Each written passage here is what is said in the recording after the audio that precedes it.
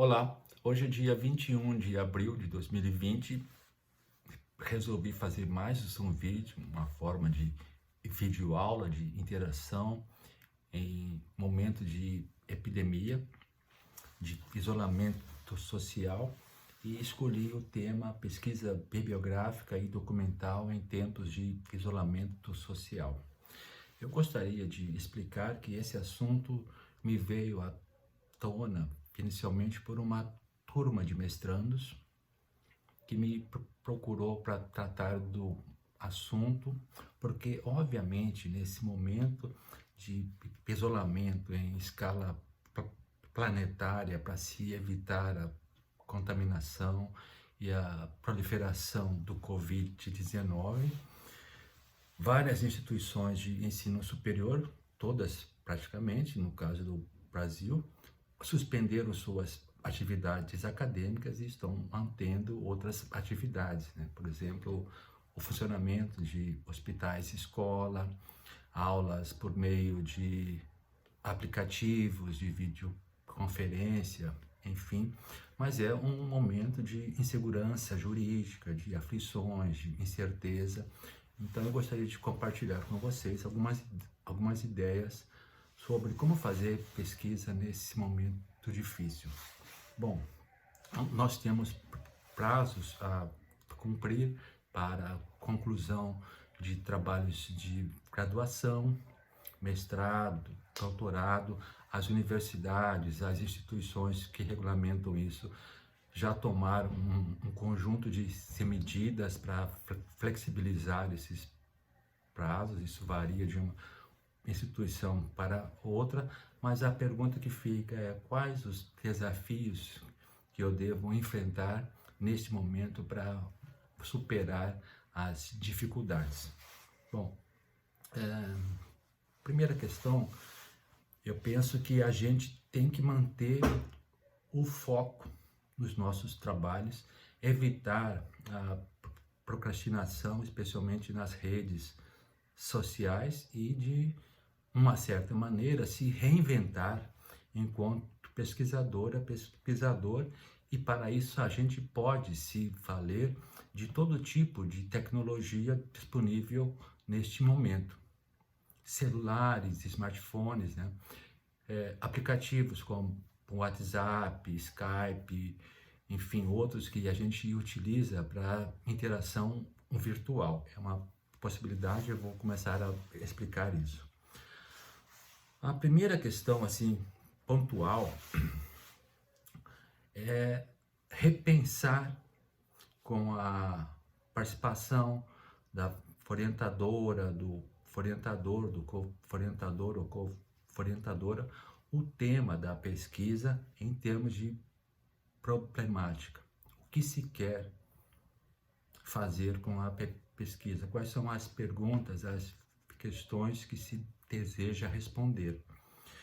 Isso precisa ser repensado em termos de recorte temporal, para quem é historiador, por exemplo, recorte geográfico, e mesmo o recorte em termos de coletivo com o qual a gente trabalha, até mesmo em termos de abordagem teórico-metodológica. É um momento para se repensar o assunto.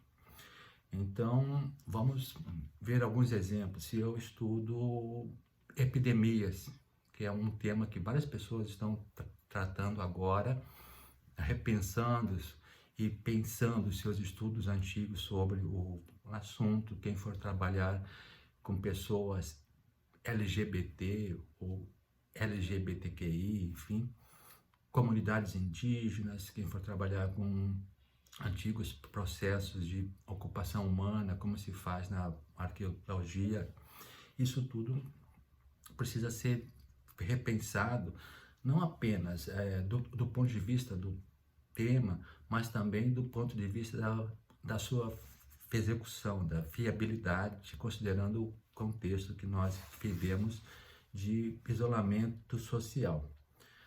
Bom, essa é a primeira questão. Quando você repensa o próprio projeto de pesquisa, esse assunto pode ser apresentado, deve ser apresentado na introdução do próprio trabalho, da monografia, né? Uma segunda questão é onde e como fazer a pesquisa sobre o estado da arte no tema que eu trabalho. Então, a gente precisa situar o tema que a gente trabalha num cenário maior, em termos de produção intelectual, de produção acadêmica, enfim. E esse tipo de pesquisa, no caso do Brasil, pode ser feita, por exemplo, utilizando a plataforma Lattes do CNPq, está disponível na internet e lá tem mecanismo de busca que se pode procurar por nome de pesquisadores e o que é muito interessante nesse momento, procurar por assunto. Então, eu, por exemplo, que trabalho com o povo Guató, do Pantanal, eu coloco lá Guató e vai sair todos os currículos Lattes de pessoas que têm algum tipo de trabalho, que pode ser uma dissertação, uma tese, um artigo, uma orientação sobre esse tema. E aí eu abro o currículo Lattes, vejo o que tem sobre esse assunto, e aí eu posso procurar se for uma publicação, e até a plataforma possibilita eu enviar mensagem para a pesquisadora, para o pesquisador, tratando do assunto. Um outro espaço que é muito importante é o portal de periódicos da CAPES, que está no domínio www.periodicos.capes.gov.br, e ali eu tenho acesso a várias revistas científicas em língua portuguesa e em outras línguas, e posso fazer a pesquisa ali também. Devo fazer essa pesquisa com calma para fazer a seleção correta, como uma espécie de escavação arqueológica virtual que a gente faz em arquivos dos mais diversos. A CAPES também disponibiliza o catálogo de teses, tá? No domínio catálogo de teses.capes.gov.br, e ali eu tenho acesso às dissertações e teses de doutorado defendidas em vários programas de pós-graduação que existem no Brasil. Também é um mecanismo muito importante, porque como a produção intelectual em nível de pós-graduação no Brasil é muito grande, semestralmente esse catálogo é ampliado, e ali a gente pode ter acesso a vários produtos, digamos assim, que são as monografias finais. O próprio Google, como mecanismo de busca, o Google acadêmico, também é importante para se fazer a pesquisa, e nesse caso a gente tem que ajustar a busca não apenas para a língua portuguesa, mas para outras línguas, por exemplo, espanhol, francês e inglês. A gente trabalha muito com essas línguas no Brasil. O que eu quero dizer é que o idioma não pode ser um impeditivo para a gente pensar sobre um assunto. Então eu posso estar trabalhando com um tema numa região específica, mas que o mesmo tema foi estudado para outras regiões do mundo. E aí eu posso ter acesso à produção intelectual em outras línguas, utilizando, por exemplo, o Google acadêmico, como eu falei, para fazer esse tipo de pesquisa. Há outras formas, há outros lugares de se fazer essa pesquisa, por exemplo, no site academia.edu, em que eu posso fazer a pesquisa, e vários pesquisadores, milhares de pesquisadores e pesquisadoras disponibilizaram ali trabalhos em formato PDF, o que é muito importante para se baixar. Além disso, nós temos outros sites, science.gov, por exemplo, e journals.gov, Cielo e vários outros que a gente pode fazer essa pesquisa. Nós devemos organizar todo esse material por ordem cronológica, assunto, área, temática, enfim. Essa pesquisa é muito importante para a conclusão de um levantamento bibliográfico exaustivo, pelo menos nas línguas portuguesa, espanhola, francesa e inglesa. Outras línguas também são importantes, obviamente, e algum empecilho ou dificuldade maior, a gente pode utilizar mecanismos de tradução disponíveis na internet com todo cuidado, porque fazer a tradução às vezes incorre em muitos problemas e erros, mas enfim, se é um texto, por exemplo, numa língua que a gente não domina, se pode utilizar isso para ver do que se trata. Vamos supor que seja em japonês ou coreano, a gente pode utilizar o mecanismo para isso, de fazer a tradução online. Essa parte da pesquisa sobre o estado da arte do assunto pode ser transformada num primeiro capítulo de uma dissertação de mestrado e até mesmo de uma tese de doutorado. Uma dissertação de mestrado geralmente tem 3 capítulos. Então, um primeiro pode ser do estado da arte do assunto e os outros 2 podem ser mais especificamente empíricos, né? E eu vou entrar em detalhe depois sobre essa empiria em termos de pós-graduação. E mesmo um trabalho de conclusão de curso de graduação, a pesquisa bibliográfica pode ser a base de todo o trabalho, né? Você pode fazer, por exemplo, o que os historiadores chamam de historiografia. Então, se eu quero estudar um tema específico na história, por exemplo, Revolução de 1930, guerra entre o Paraguai e a Tríplice Aliança, eu posso fazer uma pesquisa de natureza historiográfica, né, sobre a produção acerca daquele assunto, numa perspectiva mais histórica e trabalhar. É importante que esse material seja objeto também de fichamentos temáticos. Como se faz o fichamento temático? Um dos trabalhos mais conhecidos que explica isso de maneira bem propositiva é o livro Como se faz uma tese, de Humberto Eco. E esse trabalho de fichamento temático, ele pode ser feito já a partir do sumário que se tem para uma monografia. Assim, ele dá um certo trabalho, custoso, mas se consegue organizar toda a pesquisa de acordo com os capítulos que se vai escrever depois. E aí, quer dizer, quando se for para escrever os capítulos, o material está bem organizado. Esse tipo de pesquisa também vale para pesquisa documental, em fontes escritas das mais diversas e outros tipos de fontes disponíveis hoje em dia, iconográficas, audiovisuais, etc. Uma terceira questão que é importante diz respeito a uma pergunta, quer dizer, quando não posso ir a campo fazer uma pesquisa que implique na interlocução vis-à-vis com as pessoas ou coletivos com os quais eu trabalho, como eu devo fazer? No caso da antropologia, esse tipo de trabalho é a base da pesquisa etnográfica.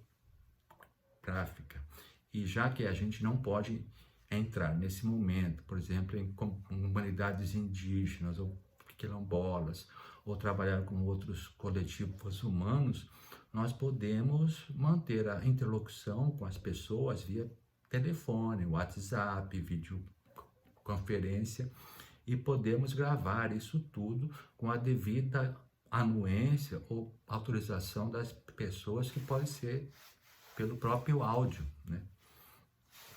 Também se pode utilizar questionários para fazer pesquisa quantitativa, qualitativa. Essa é uma possibilidade, mas isso dependerá de certa expertise na elaboração dos questionários, tabulação dos dados e até mesmo para fazer chegar os questionários às pessoas. Então isso pode ser feito pelas redes, Facebook, Twitter, Instagram, LinkedIn, WhatsApp, né? Tem uma possibilidade muito grande.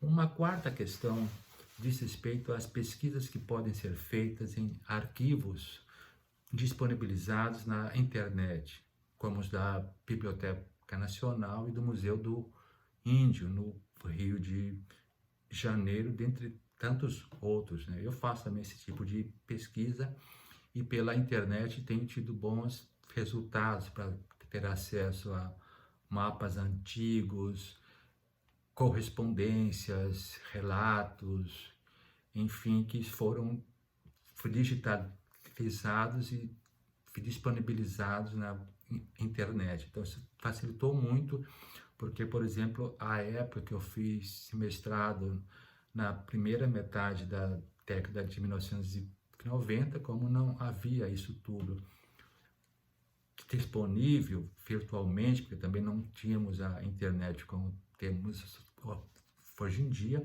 nós tínhamos que ir até os arquivos, era dispendioso, oneroso, e muitas vezes a gente mandava correspondência para os amigos para que eles pudessem fotocopiar dissertações, teses, livros, que pudessem nos ajudar em pesquisas nos próprios arquivos. Então, no meu caso, eu fiz pesquisas no Rio Grande do Sul, na biblioteca do Instituto Anchietano de Pesquisas, fiz pesquisas em Assunción, no Paraguai, no Museu Etnográfico Andrés Barbeiro, Academia Paraguaia de História, Arquivo Nacional, e também fiz pesquisas em Cuiabá, no Arquivo Público de Mato Grosso, e contei com o apoio de colegas que me ajudaram a fazer pesquisas, por exemplo, no Museu do Índio do Rio de Janeiro. Todas as fontes levantadas pela internet também devem ser organizadas de maneira cronológica, e elas precisam ter uma crítica interna e uma crítica externa. Uma crítica interna para compreender o período em que foi produzida, quem escreveu, quem é a pessoa que escreveu, e uma crítica externa também para se compreender a quem se destina, quais os propósitos, enfim, e fazer, portanto, uma análise crítica. Essas fontes também merecem ser fichadas também, tá? Da maneira como eu expliquei antes.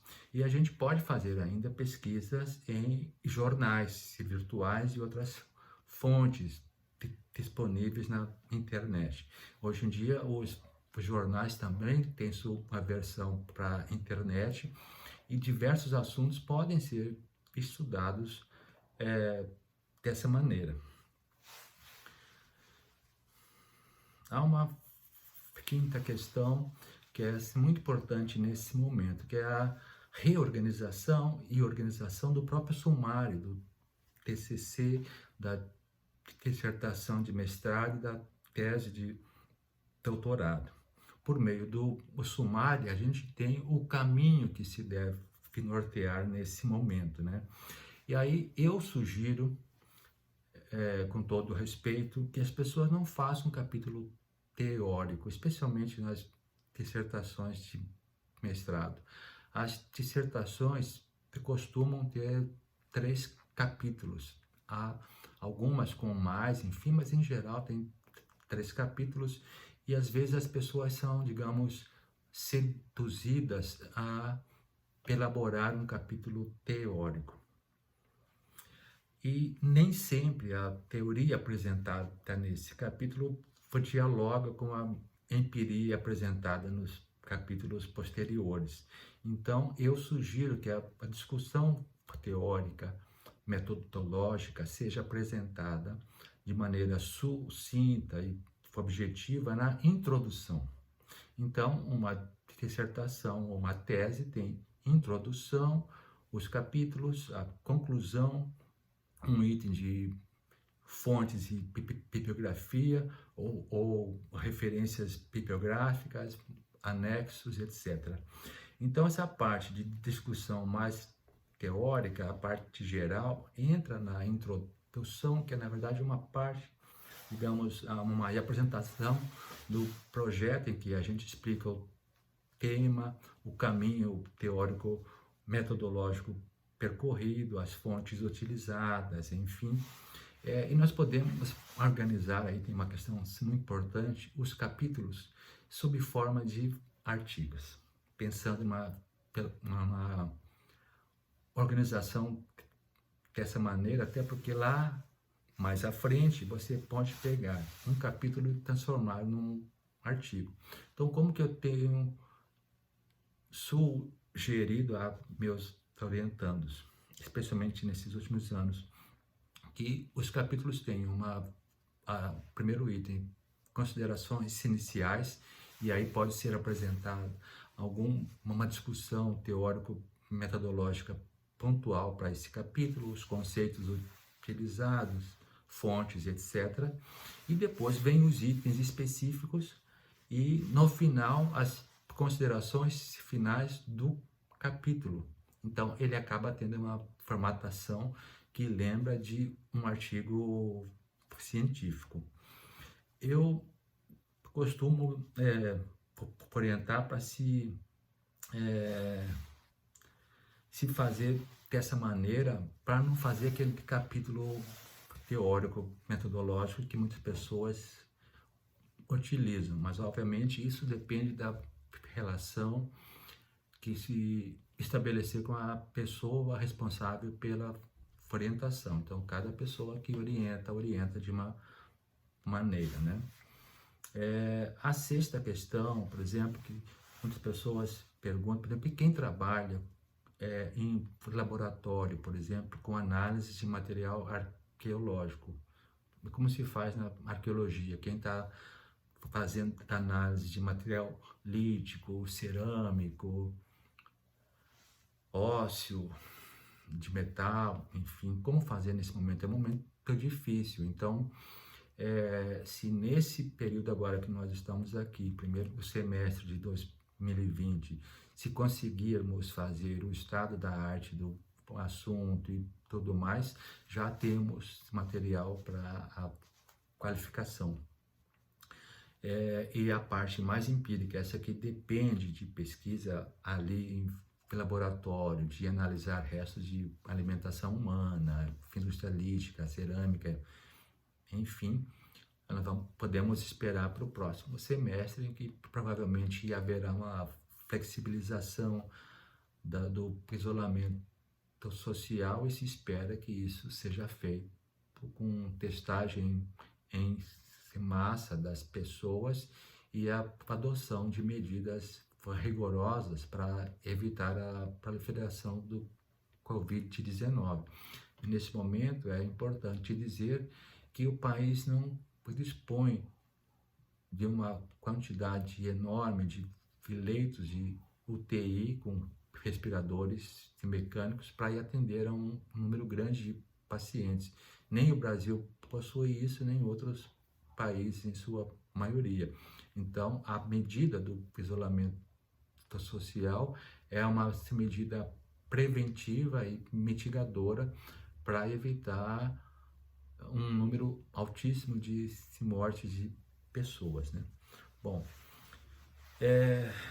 uma sétima questão é, na hora de escrever, como eu devo fazer no grande campo das humanidades, por exemplo, que é de onde eu falo, né? Minha experiência profissional está muito ligada à arqueologia, à história, à antropologia social, que nesse último aspecto, mais a etnologia indígena.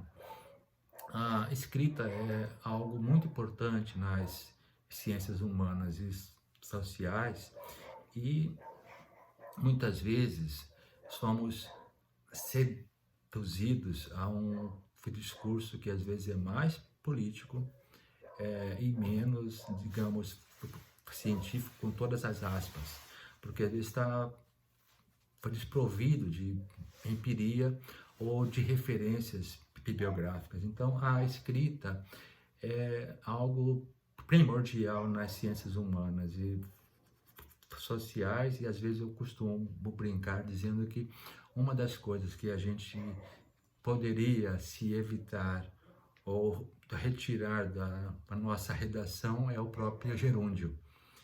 Os parágrafos devem conter orações mais curtas, para se evitar orações longas, com mais de 3 ou 4 linhas, e quando se usa gerúndio, se tende a aumentar o tamanho da oração, né? E os parágrafos podem ser organizados, portanto, com orações mais curtas e objetivas, e, e de uma maneira tal que a gente dialogue com a bibliografia e com as fontes, com os dados empíricos da pesquisa, né? Isso não tem uma fórmula pronta para isso, cada pessoa escreve de uma maneira, mas a construção do texto nas ciências humanas é um dos trabalhos mais difíceis, porque é um texto dissertativo, né?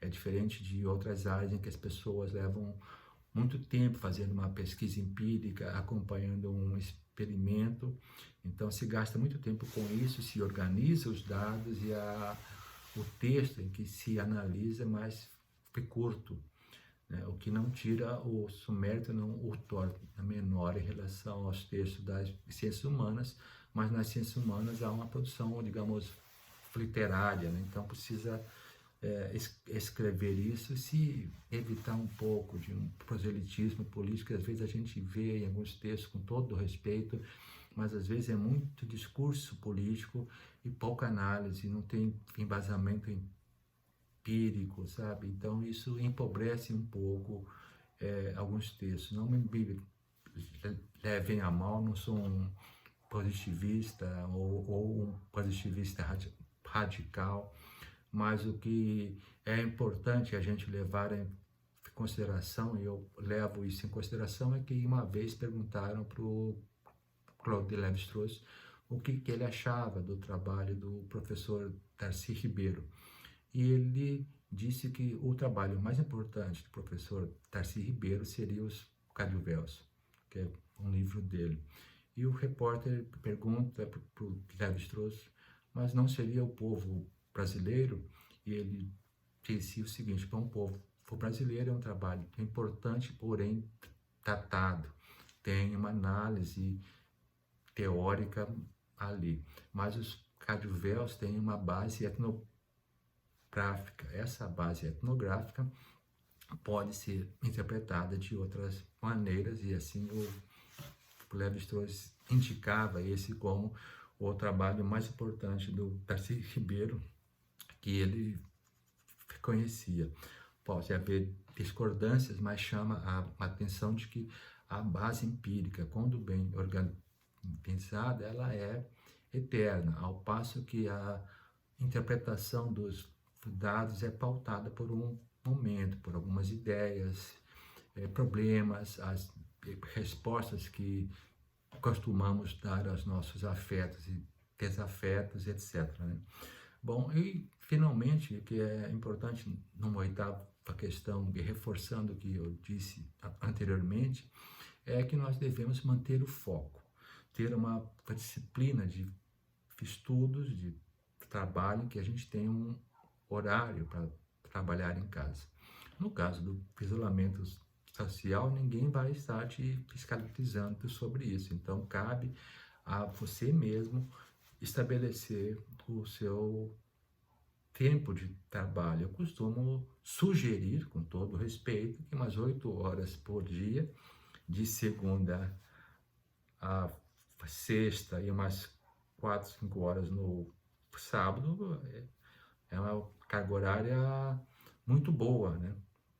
E o que é mais importante nesse tempo de pandemia é que a gente possa cuidar mais de nós mesmos, da nossa saúde, da saúde dos nossos amigos e parentes, e acreditar que tudo isso vai passar, e vai passar, nós não sabemos exatamente quando, e temos um pensamento positivo de que vamos superar esse momento difícil.